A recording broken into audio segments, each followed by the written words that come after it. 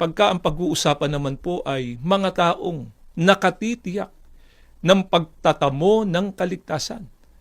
Meron din po bang ipinakikilala at itinuturo ang mga banal na kasulatan na mga taong tiyak ang kanilang kaligtasan pagdating ng araw ng paghuhukom? Meron po. At kung sino sila? Pakinggan ninyo, pahayag at pagtuturo ito ni Apostol Pablo. Dito po sa Roma, sa 5:8-9, dito po sa saling Amplified Bible, sa pagkakaliwat na po ito sa wikang Pilipino natin basahin, pakinggan po ninyo.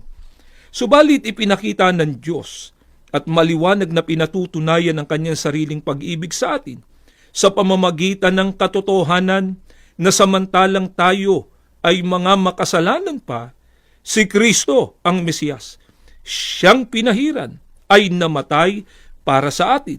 Kaya nga, yayamang tayo ngayon ay inaring dapat na pinawalang sala, ginawang matwid, at dinala sa tunay na kaugnayan sa Diyos sa pamamagitan ng dugo ni Kristo.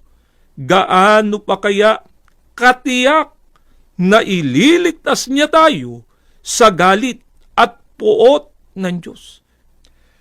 Napansin niyo po ba mga kaibigan, dito sa pahayag ni Apostol Pablo, ang sabi niya, ipinakikitaan niya ng Diyos at maliwanag na pinatutunayan ang kanyang sarili ng pag-ibig sa atin sa pamamagitan ng katotohanan na samantalang tayo anya'y mga makasalanan pa, si Kristo ay namatay anya para sa atin.